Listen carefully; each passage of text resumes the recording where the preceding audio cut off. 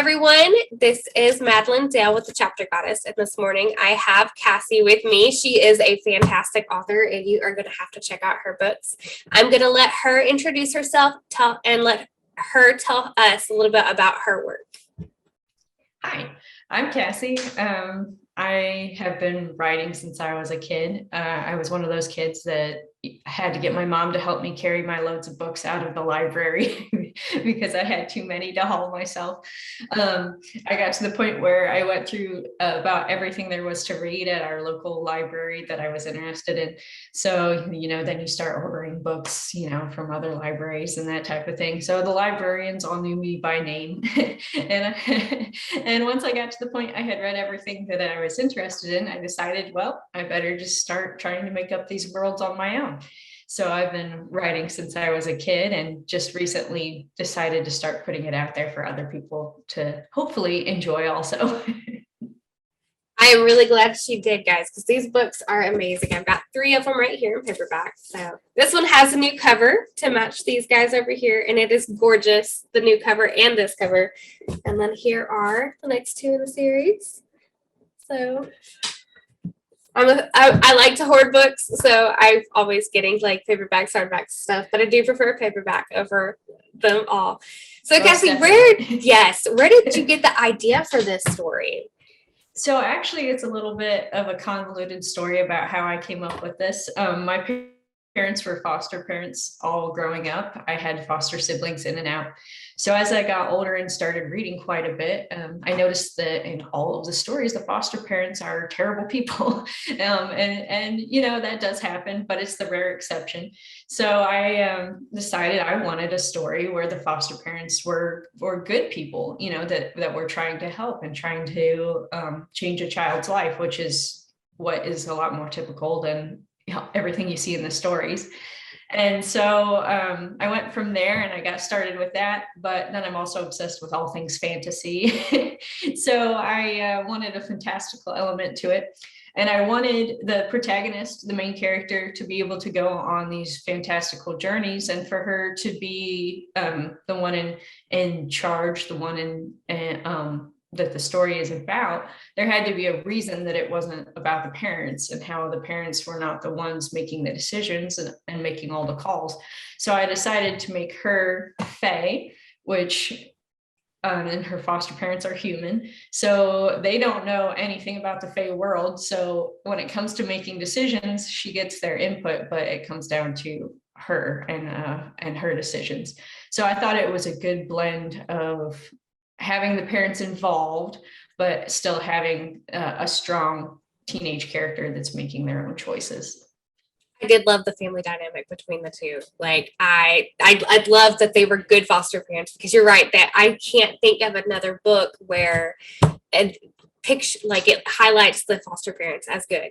And this was perfect. Like I loved both of the parents, and I'm trying not to give too much detail away. Like towards the end, like the whole the decision at the end, I was like, yes. So that was really good. And it just, her personality, which she was very, very strong-willed. I loved that about her. And then the whole opening up with her love interest was like, what? He did what to her? Like how? And I love how you portrayed that as it went on, and he really regretted it and stuff. Like they kind of showed his character changing. So, which I'm curious. I have not started book 2 yet, but I'm curious to see how that plays out. And then the whole big drop you put in there at the end, and who she actually is and everything. I was like, oh my gosh, I've got to pause, because I totally sat down. I think I binge read this one, and it totally threw me off. But as an author myself, I'm doing NaNoWriMo this month, and I'm like, okay, we got to pace it out. We can't binge read this month. Yes. We have to hit that goal first. But I'm so excited to read Rewards, the next right? book. Yes, exactly. And that's what I've got, like a list of books. I'm like, okay, we're just gonna like slowly work through this. But these are gonna be, I'm gonna hit these hard once we're done, and we're just gonna take a break from writing. I say that, but it's probably not gonna happen. I'm gonna keep writing. Yeah. What is Especially in, this middle section is the hardest for Nano. Yes, it is. It is. But I did hit that goal. Like I'm halfway there. So I'm like, I hit it last time. I was like, oh yes. So what does your writing routine look like? Do you have a regular writing routine? I know you're a really busy person you've got the horse stuff going on and everything, which you can totally tell us a little bit about that too. I'm a horse person myself. I don't get to do it as much as I used to, but yeah. So my day job is I run a boarding facility for horses. So I'm in charge of 34 horses right now. And so, yes, that is like having 34 toddlers, basically. Yes, it is. Yes, I've been told I run a daycare because you have to clean up after them, feed them, and make sure they get along with everyone else and that they get their exercise. So yes, it's basically like running a full-time daycare. So yeah, that takes quite a bit of my time, and it makes it difficult for me to have like, I'm going to write from 8 to 10 or anything like that, because my day gets so broke up. I have to go out in the mornings, feed, check on everybody, that type of thing. And then I can usually come back in the house for a little bit in the afternoon, but then I'm out for all evening when all the kids descend upon the barn because they're out of school. So my goal a day is to do 600 words and then some editing. So that doesn't sound like a lot, but it adds up really quickly.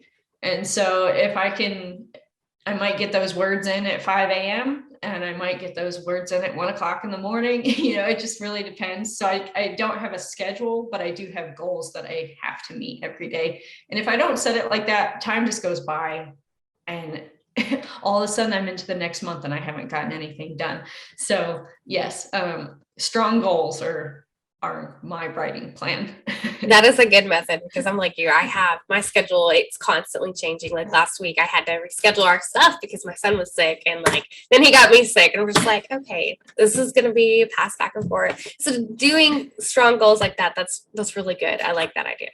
So but tell me more about like the horse boarding stuff. Like when did you pick that up? So it's actually my sister and I's business. We built together.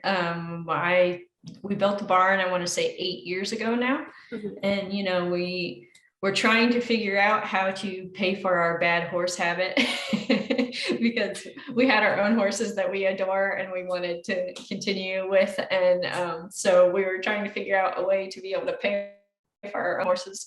And so we built a barn and started taking in other people's horses to help with our horse expenses while we still had full-time jobs. And then it's really blossomed to the point where my sister is able to work full-time out there now. And I still have a part-time office job to help with insurance, but between that and my books, and now I'm mostly in the barn also. So we really love that. It's a great way to connect with kids and help out in the community as well, because horses are so amazing. They're therapeutic and they're just good for the soul. So I definitely agree. I wish I could do that too. I've always wanted to have my own giant barn, but it did not work out for me like that. That is awesome. Do you feel like you're going to feature horses in your writing any, or maybe it's in the next 2 books? I don't know. So it's not in this series much because, they're urban fantasy, they're in the city, so they don't really come into play in this series. But I do have other manuscripts sitting on my laptop that I've written. And one is entirely a fantasy story about a boy and his horse, and they weren't able to pay their taxes at their home, and so the horse was taken, and he's trying to get it back. And yeah, so the entire story is about a boy and his horse. That is an awesome idea. I cannot wait to read it. I love horse stories, and I'm also a fantasy junkie too. Like that's like all I read. It's as I look up, I've got bookshelves up here. I'm like, so same. Yes, I don't even care what subgenre it is. If it's fantasy, I like it. Exactly. It's like, oh, yeah, here we're gonna add this. Yep. I actually got in trouble for going to the bookstore the other day, which, for the record, I don't go to the bookstore very often, but I bought one too many books, and my husband was like, how much did you spend? And I'm like, Sorry. Don't ask, and then we won't have a problem. Yes. I was like, I did ask if I could go first. Like you knew this was coming. So it is insane. So great. The fantasy world you've created in this book series, did you have to do any research on anything to create it? Yes, there's a lot of stories about the Fae out there. So I read quite a bit. I'm not into werewolves and vampires quite as much. So to have a paranormal setting in my book, I had to find something else, and so I went with the Fae because I find all of their stories fascinating. The different strange little rules that they have, like the no lying thing, that's actually not something I made up. That's actually in the old stories. So I thought all of that was fascinating, and it was a lot of fun to look into and then make my own twist on all of it. So yes, I loved how you tied in the original like Fae stuff, because there's like that, I like to call it the old school Fae and like the new Fae kind of stuff, because there's so many different twists and turns on it. And I love that you did the old school like Fae stuff in that, because there's not many books that I've read that have that mixed in, especially with urban fantasy, and I loved it. So thank you. So your covers, where did you get the idea for these? The colors are so vibrant. Thank you. I wanted to, in book 2, they do end up going to fairy in their descriptions there of the forests. And so they're a different color than our forests here. So I wanted to make it look a little fantastical, a little different. So purple and blue are some of my favorite colors. So that made it easier also. It does make it easier. I love it. Like it's pretty, especially this the whole purple and blue, like you said, that I love the colors on that, the color scheme. Thank you. You're so good. Like I'm excited to read book 2. So go ahead and tell our viewers where they can find you in your work. I have a website, CassieGreutman.com, and then I have a Facebook group. I have a Facebook page for my author page, but then I have a Penchant for Trouble book group as well. The books are for sale on basically anywhere you can get an ebook. My books are all wide, so they're on Amazon, Barnes & Noble, Kobo, Smashwords, Drafted Digital, and you can request them from your library also, actually, because of the distribution that the books go through. So if you request them at your library, they should be able to order them for you as well. Awesome. Well, thank you so much for being on the show with me this morning. Yes. I cannot wait to get this out there to viewers. Thank you so much for having me. This was a lot of fun.